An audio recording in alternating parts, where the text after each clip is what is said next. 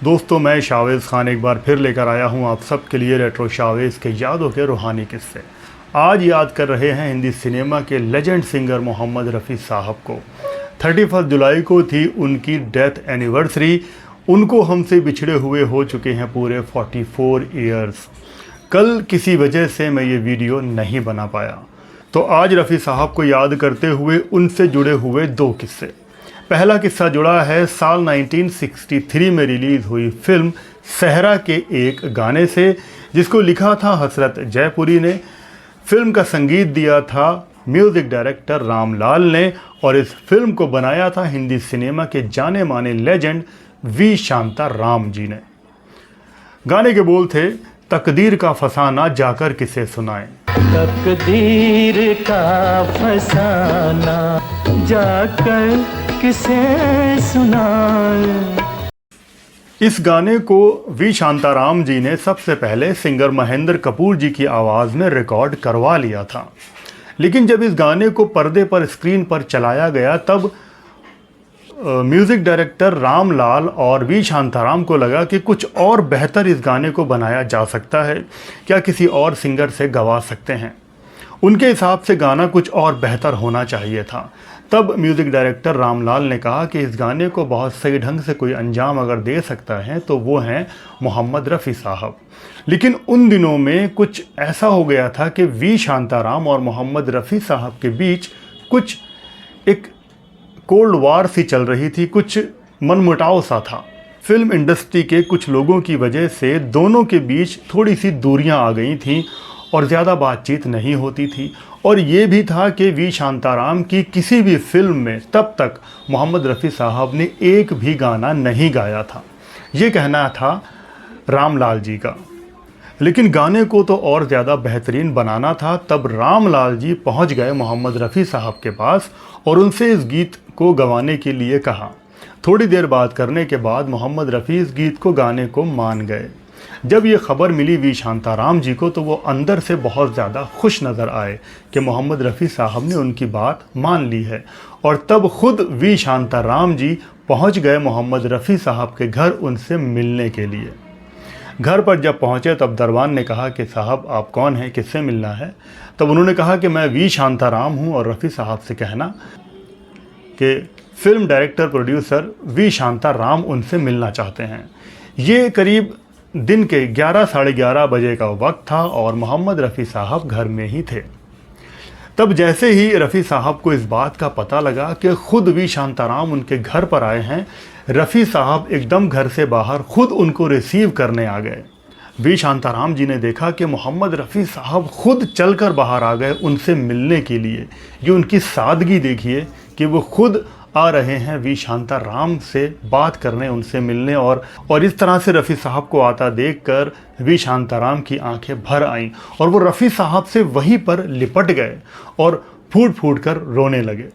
रफ़ी साहब ने उनकी कमर थपथपाई और उनसे कहा कि क्या हुआ, आप बात बताइए, आइए अंदर चलते हैं।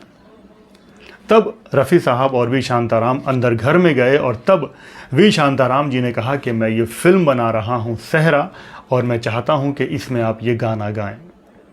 उसके बाद रफ़ी साहब ने अपनी मधुर मेलोडियस आवाज़ से इस गीत को गा दिया था। रफ़ी साहब की आवाज़ में ये गाना एकदम परफेक्ट हो गया और रिज़ल्ट आप सबके सामने ही है। आज भी इस गीत को याद किया जाता है, सुना जाता है। लेकिन मैं यहाँ पर यह भी कहना चाहता हूँ कि महेंद्र कपूर जी बहुत बड़े सिंगर थे, उनकी काबिलियत पे कोई शक नहीं।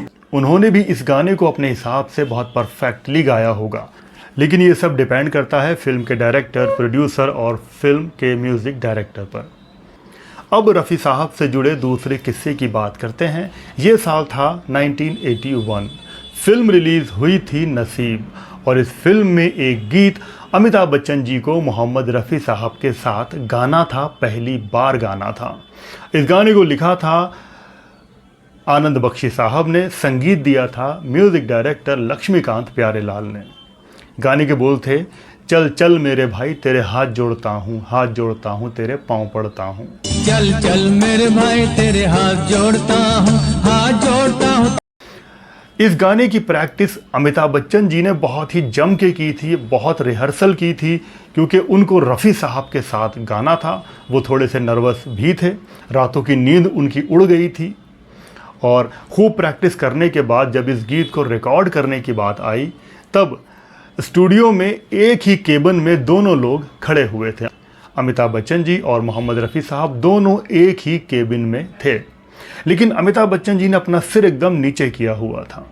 तब रफ़ी साहब ने पूछा कि क्या हुआ, कि आप ऐसे क्यों खड़े हैं, एकदम मुंडी नीचे करके, सर को नीचे किए हुए। तब अमिताभ बच्चन जी ने कहा कि रफ़ी साहब, मैं आपके सामने ये गीत कैसे गा पाऊँगा, ये जो इसमें जो अल्फाज हैं वो मैं कैसे बोलूँगा। गाने में कुछ इस तरह के अल्फाज थे। अमिताभ बच्चन कहते हैं गाने में, चल जा साला, अरे घुसता ही चला जा रहा है। तो इसमें साले के अल्फाज थे, घुसता ही चला जा रहा है, इस तरह के बोल थे। तो अमित जी ने कहा कि मैं ये आपके सामने कैसे बोल सकता हूँ, ये मेरे लिए बड़ा मुश्किल हो रहा है और मुझे अच्छा नहीं लग रहा है कि मैं आपके लिए ऐसा बोलूँ। लेकिन रफ़ी साहब ने कहा कि आप आराम से गीत गाइए। गीत स्टार्ट हुआ और गीत के कई रीटेक हो गए। तब रफ़ी साहब ने अमिताभ बच्चन जी से कहा कि आप रिलैक्स होकर इस गाने को गाइए। देखिए, ये गाना मैं और आप नहीं सुनेंगे, ये गाना पब्लिक सुनेगी, आम जनता सुनेगी, तो आप आम जनता को ध्यान में रखकर इस गीत को गाइए। उसके बाद रफ़ी साहब ने अपना हाथ रख दिया था अमिताभ बच्चन जी के कंधे पर कि अब आप आराम से इस गीत को गाएं, जो डायलॉग बोलना है वो बोलें। और उसके बाद जब गाने का फ्लो बना तो रफ़ी साहब ने कमाल गाया, अमिताभ बच्चन जी ने भी बेहतरीन गाया, और जो डायलॉग बोलना थे वो बहुत अच्छे से बोले गए और गाना कंप्लीट हो गया। और इस गाने का रिजल्ट भी आप सबके सामने है। ये गाना भी बच्चे बच्चे की ज़ुबान पर रहा था। चल मेरे भाई, साला घुसते चला जाएगा।